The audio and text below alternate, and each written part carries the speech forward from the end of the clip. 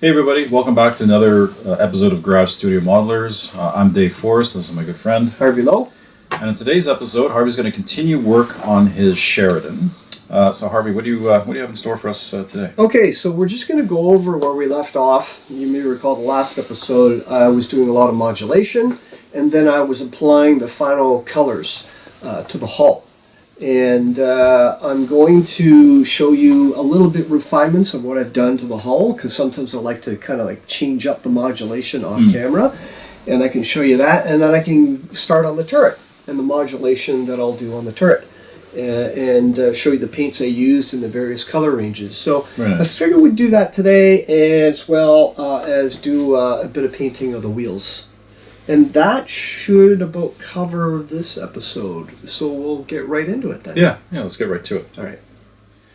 Okay, we're back, and we're going to start now with a discussion of, again, the colors that I'm using on the Sheridan. And the one that I've chosen to use to represent the olive drab for vehicles in Vietnam. And again, it's within the color range that we talked in one of our episodes. It's not a specific FS reference, but it's something that looks good to me, and it's the Japanese Ground Self-Defense Force Olive Drab XF74. That's the Tamiya color. That's my base green. And what I've done is I've taken this color, okay, and I've darkened it with dark green XF61, right? So I've darkened that. I've used it to darken it. And then I've used flesh and yellow, and these are all Tamiya paints, to lighten it up. Now I did this mixing off camera, but I basically have 4 colors now, okay? So the first one is the darkest one, which is essentially mostly this XF71 dark green, and that's this color right there. And then the second one is simply the base color, which is XF74. That's this one right there, right? And then the third one is I begin to lighten it up with yellow and tan, and basically these 2 colors. And then the fourth one is strictly, if you can follow this, these 2 colors, yellow and olive drab, the XF74. Why am I doing it this way? Well, you're going from light to dark.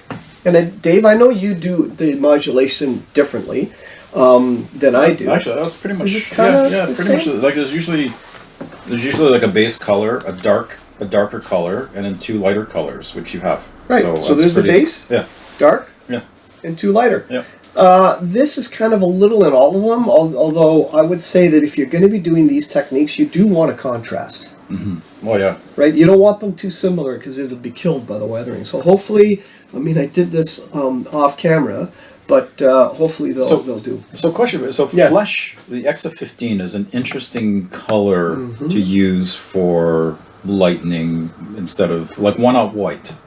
Because I find white bleaches colors. You can use white for sure. But I do find, I'm turning to Dave because he's off of my camera. I do find that it bleaches colors out, and it provides a little bit of a different. I find that the flesh and the yellow add a bit more warmth to bring it up. Yeah, that makes sense. Do you ever use the flesh? I do, yeah. Flesh and buff. Buff's another good one. Yeah. Buff's another good one. The flesh has got a bit more like a kind of like a bit of yellow, pinkish tone to it. So it gives it a little bit of warmth. And I agree with your comment on the white. It does make things a little chalky. Chalky. Yeah. Sometimes you want that effect, but sometimes you don't. Yeah.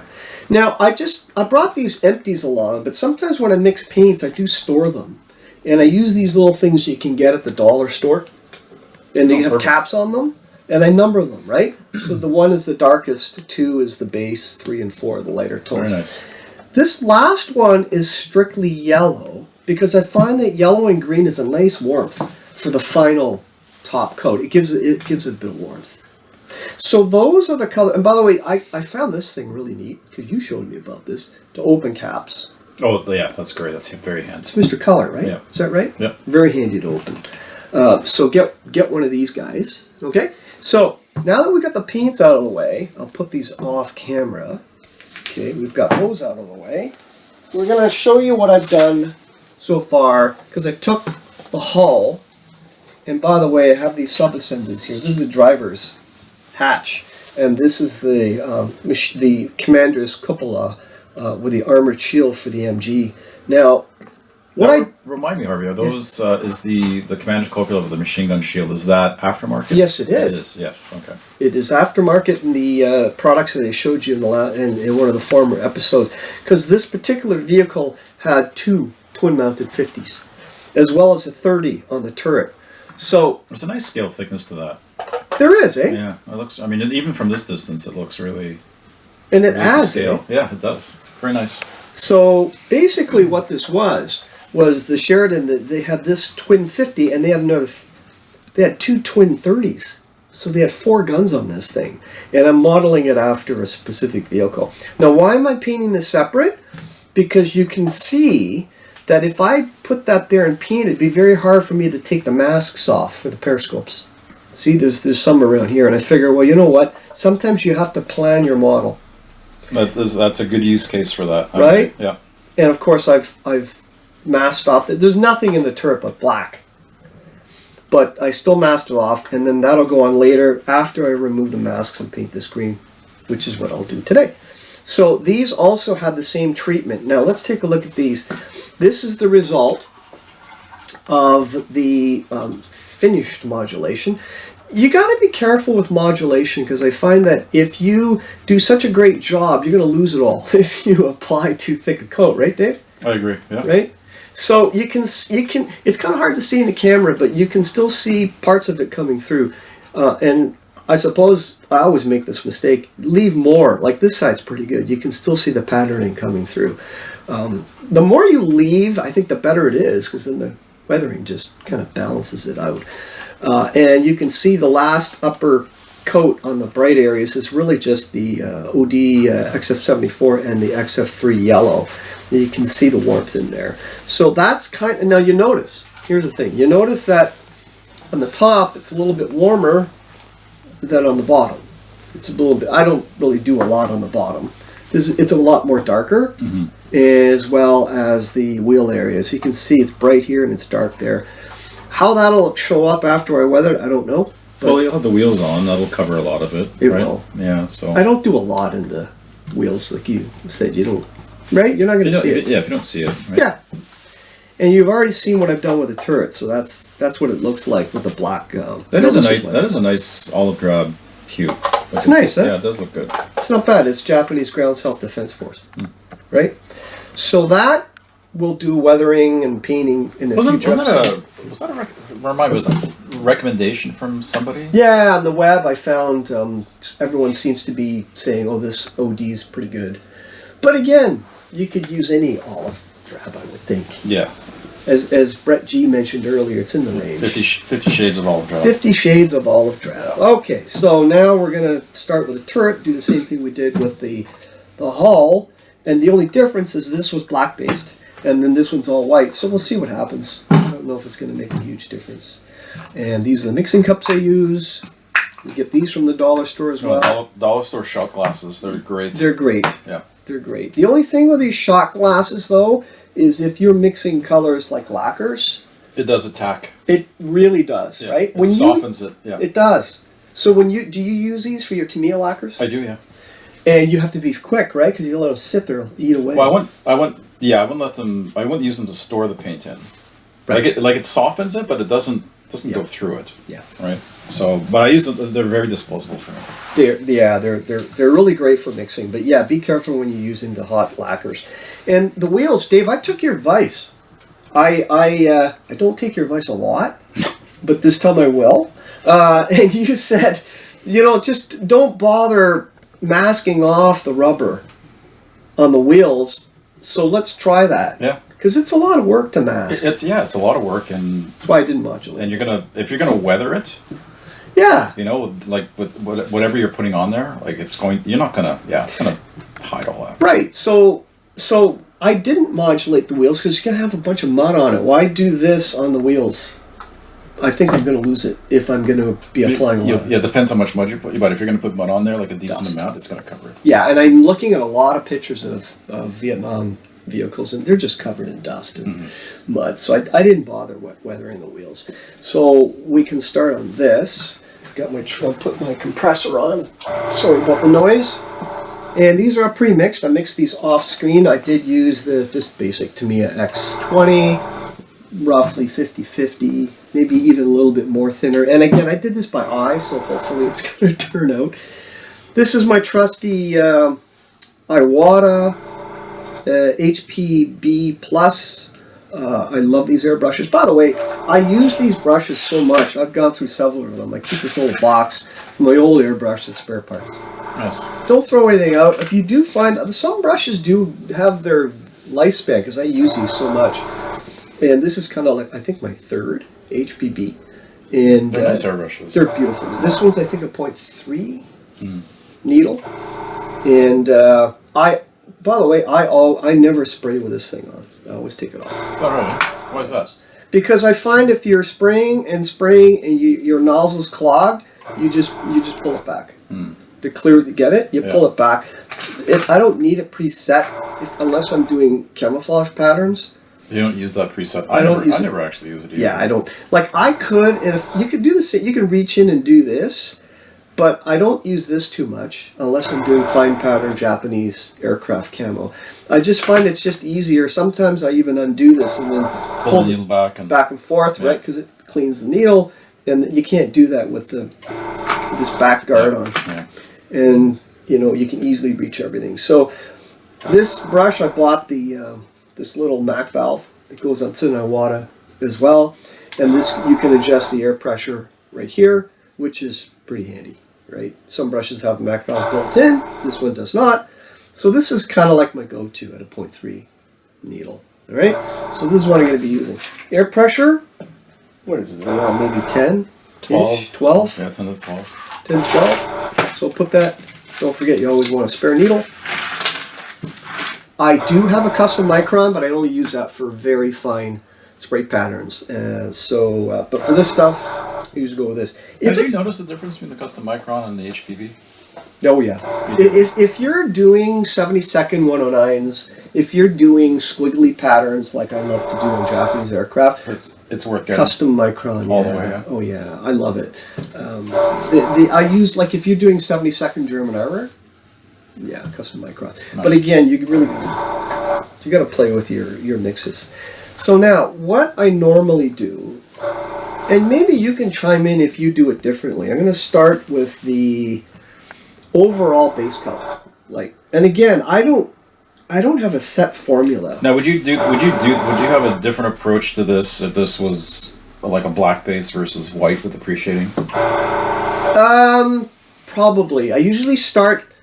If it's a black base, I still start with the main color. You do. I start with the main color, and then I go dark, and I know you like to build up. I work from the darkest color to the lightest. Always. But that's just It's just preference. Yeah.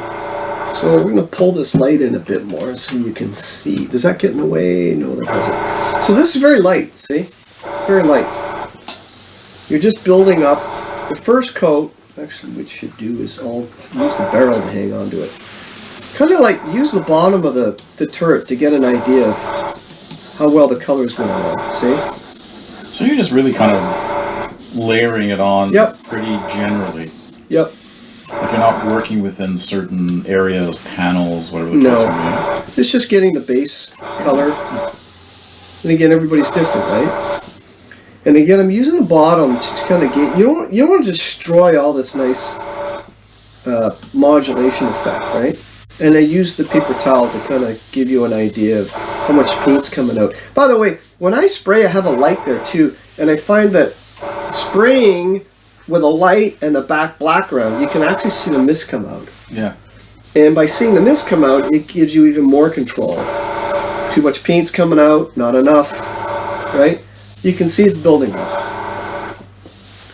Pretty basic. So just like light translucent. Translucent. Yeah. See, and this is just one light pass so far. Will I do another? Probably not yet. Keep it light. Right? Make sure there's still paint out. You see it's covering, right? Yeah, it's covering. And maybe that's as far as I go for now, because I kind of like to keep some of that modulation in place. I'm already out. More. You can see it goes through a lot of paint if your paint is really thin. Right? But you get more control out of it, though. Yeah, you do. So you don't want to do that on the model. You want to be out here. See? Yeah, building it up lightly. You're building it up. You don't want to go in there because look at that. You're kind of out here. See? See the difference on the paper towel? And again, practice, guys.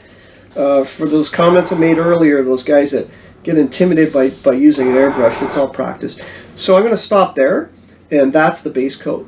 And I'll dump that back in, and I'm going to now hit it with the dark stuff. And you're building up again.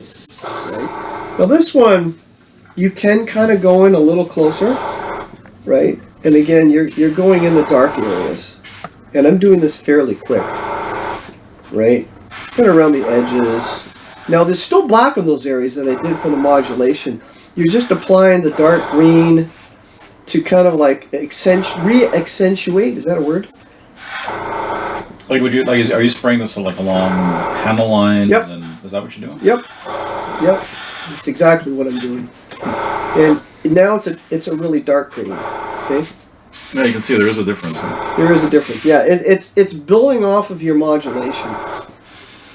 But you don't want to cover everything because you still want to play around with the modulation that you applied earlier. So it's not a lot. And again, I'm kind of doing this under the lighting I have here. That at home I got much better lighting. So, and even on the bottom of these smoke discharges, I'm just doing them dark because you wouldn't see them, right? Bottom. You don't see the bottom of this basket very well, but finished model. Actually, there are some anomalies with this 3D print where that's not paint. That's the 3D didn't get to all the meshing, but I didn't bother opening them up because it would be putting. Oh, it'll be hidden with storage. Yeah, it'll be hidden with storage. See, it does go on quite thick. And just kind of like work these areas. You can kind of see it. Again, in the limited lighting, you're just giving these little areas in the dark. See how quick it is? Now again, if I was doing this for a contest or something, I would be probably more careful. And then we go on to, now I try to get a lot of it out. Hopefully this ain't going through your, I don't think it is. No, I'm sure it's fine. Now this is a lighter color. This is the color that I've mixed with yellow and flesh. See, it's a bit more warmer. And you can kind of, very true. Yeah, I love that. Very true. And again, I'm doing this fairly quickly, so I might tighten it up off camera, but you're getting a sense of, this would be your primary highlight, I would think. You can see the warmth now building back in. And those areas that I hit it with black, you can actually, with a fine, go in a little closer and just hit those highlighted areas, like these ammo boxes, with the colors. And you can see there's a lot more contrast coming out. At least hopefully you can see it on the camera. Right? You see it from back there, Dave. I do see it. Would you do it kind of the same way I'm doing? This part, yes. Yeah. Yeah, because you're working, you're picking out specific Yep. areas, Yep. right, to highlight the color. So You bet. Now I know you're not seeing a lot of the bottom of the turret, but I use that for, just to make sure I still got my mojo going, right? yeah, well, areas you don't see are great places to test, right? Oh yeah, you do it at the bottom of your hulls. Yeah, Right? I do. Now let's not forget. Now these ones I did already, right? But if you find you want to go back and do them, you can. If you find that there's not enough, but those are done. So already within what, 10 minutes? 15 Yeah, it's minutes? amazing how quickly that comes together, right? It's fairly quick. And you can kind of see, is there a difference between white and black basing? There might be a bit. It's a bit lighter, I think. Slightly a bit lighter. Right? It is a bit lighter A bit. than the black. Right? A tiny bit. Yeah, Tiny bit. Yeah, from here. Yeah. Maybe I'll stop, and that's good enough because I don't want to blow it. And then the final one is the yellow and the OD green without the flash, because that I like the warmth it provides. All right, so now I'm going to apply the final top coat, highlighting with the yellow and all on OD green. By the way, as I mentioned before, if you find that the paint is not coming out, it's probably stuck in the needle, you can do a bit of that. You can pull the needle back and forth. The other thing I can find you can do is this front cap, the guard, twist it open, and you can see it sprays back in to the paint cup. So instead of covering it with your finger or something, instead of covering it with a piece of Kleenex, just do that, and that'll keep you going, right? Just turn the cap. Don't forget to turn it back. And by the way, when you're spraying after you've done it, do it on another surface first, because you'll get splatters. All right, so just finish it. Now this is really just the highlighted areas only. So you're just hitting like the more raised surfaces. Yep, that's all. Tops of the hatches. Yep. Anything that protrudes. Yep. And you might not see it on the camera, but there is definitely a hue to this.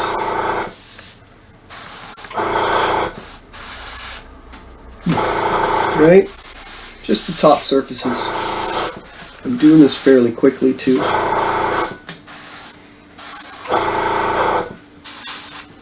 Don't forget the outer screens.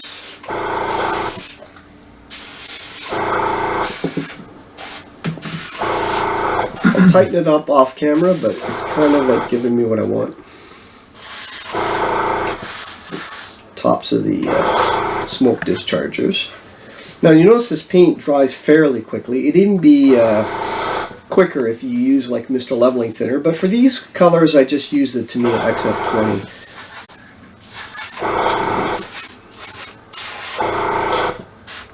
Okay, so that's kind of the turret. Wow. And that took what, maybe 10 minutes, 15 minutes? Yeah. Again, if I was doing it off camera, I'd spend a little longer. Right? But still, though, I mean, just for a few quick passes. And that's it. Doesn't take much. No. I'm going to stay with this light color and just do the... Believe it or not, I've never sprayed this without masking the black, because you said it's such a good idea. So if this doesn't work out, I'll just blame you. But look, you're right. It's not bad, eh? I mean... Like, why bother? You get a bit of overspray, but it gets covered by the weathering. Yeah, yeah. And I'm doing this fairly quick, because this is going to be... do you do the back sides of the wheel? I mean, you glue your wheels on, right? Yeah. Do you still paint the back sides like this? If I can get to them, yeah. It depends, though. Like, on something like this, if you can leave the wheels off, I will. But sometimes it's just more convenient just to put everything together and True. Give it in situ. Which, when I first did, terrified me, to be honest. Really? Yeah, because how am I going to paint all of this? But then you realize pretty quickly that look, you're right. You look, can figure it out. Yeah. Look, I'm going to really close. Again, this is a 0.3, and I'm not really modulating. I'm going with my lightest color because I just want it to pop through the weathering. And again, it's really up to you. I've just seen so many great models of Vietnam vehicles, but these are all covered in that Vietnam red clay dust. Is that what you're going to use for this? I'm going to try. That would look nice, actually. Yeah, it's different. That would pop with the green, yeah. You're right, look at that. I'm just going in close without a mask. Yeah.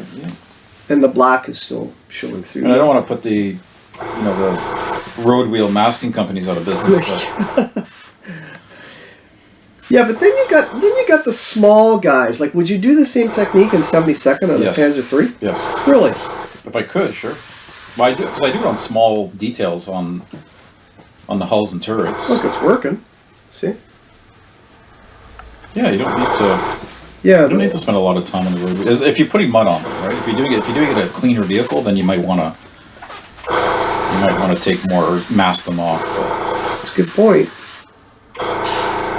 Now the paint's going on a bit wet too. That's okay. And by the way, these sticks that I'm holding, these are Q-tip. Whatever fits the diameter of the hole in the back. Just use them. And that foam block, you got everything pegged in. That looks like an old airbrush. Yep. Thingy. Yep. It's a different kind of harder styrofoam. See how quick? I'm already up into, this is my 8th wheel out of 10 in less than 5 minutes. By the way, you know what we'll do one day? It'd be fun. We'd do a speed project. where I will attempt to build a 70-second Japanese because I'm comfortable. I'll attempt to do that in one sitting. I did that at What, like paint it or everything. Build it, paint it right in front of the camera. You start the stopwatch, Robert, and give me like maybe 2 parts, 30 minutes and 30 minutes, and I'll see if I can get something done. I'd say that for a challenge. Well, I entered in a show. Didn't you do something like that on a TV show once? I did, yeah, and then I did it at Rochester. You did it at Rochester? I did it at Rochester. How far did you get on the TV show? Didn't you like build like an aileron or something? Just yeah, I did. Yeah. So, you know what? The most boring 8 hours. Yeah, really. Yeah. You remember that, eh? Yeah. Like a speed build of like. What was it? Yeah, that was. What was the name of that show? It was myself and Tony Bell. Yeah. What's it called? Treasure. I'm sorry, I can't remember production company. But Tony and I were brought on to do a speed build of a 1/32 scale Thunderbolt. A Revell Thunderbolt. It's like a 30-minute show. It's a 30-minute show. Yeah, and you know what? That's true. And they gave us. Actually, they gave us 15 minutes because the show was 30 minutes. And Tony and I were like, Tony's like, he's a master builder.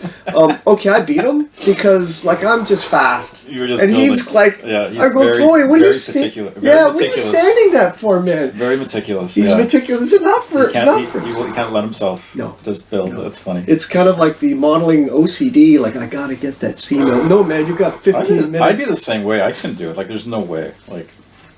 It's hilarious, like, because it just takes forever. It'd be like watching paint dry with a speed build. But you know, it was, but you know, oxymoron. That's only half of it. They gave us only limited materials, so we didn't have all of the materials. I got it. Did they actually think you would get to like painting, or is it just build it? Did they actually? I think we just got to building it. Yeah. Right. Even. But. Anyway. Mind you, those 48 scale armor kits, you can slap those together pretty quick. You can. But this was a Revell old 1/32 Thunderbolt. It's a different like story. Tony's trying to get this thing together. I'm just like, use Scotch tape. Hey man, it'll work. But there's the wheels. What'd you win in that? You won something. I won like a flight or something? A flight in a... Was it a Tiger Moth? Tiger Moth. And I didn't know... well, you know what? I don't know if it's copyright, but we should play it parts of it one day. I didn't know I was going to win that. So what do? You go up in the cockpit with nothing on but your shirt, and it's cold up there. And it was July, and it's like, oh, okay, now I know why the pilots wear all those things. But yeah, I'll get the name of the show. My apologies in the next episode. That's funny. So we'll take these away because I think I'm done. Speed build. I'm going to do that on Garage Studio Modelers, but I'm going to paint it. I'm going to do everything. You and I should get like one of those Vespid 72nd scale. Oh my God. Panthers or something. A snail build. Yeah.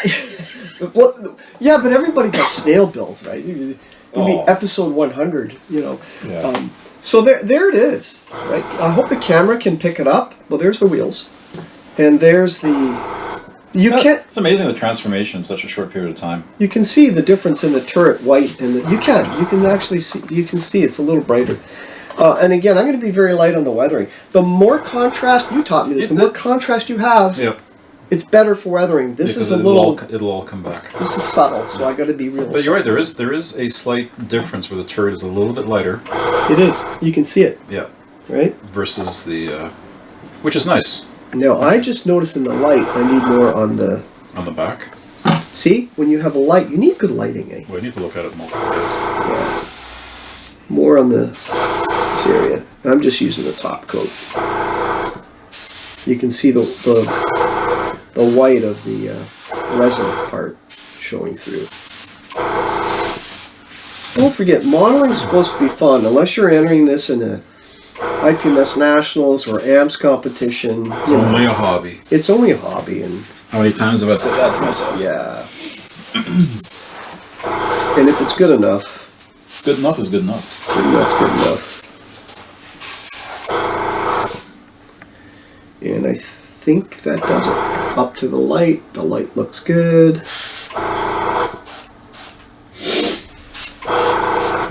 And I think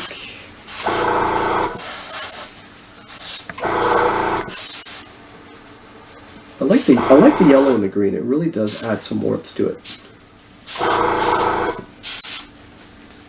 I think, et voila. Okay, Very good. we'll stop it there, and then the next episodes will be about weathering and again the stowage. Yeah, that'll come much later. That'll be fun to do. I still haven't done the tracks yet, and maybe we'll do a separate episode on the tracks. With that, David, anything else you want to close up with? No, it looks good. I mean, it's amazing how quickly you can you can transform the turret in just 15 minutes of spraying. That's great. That's awesome. Well done. So happy modeling, guys. It's Harvey Lowe and Dave Forrest. signing off from Garage Studio Modelers. Have a great day. Take care, all.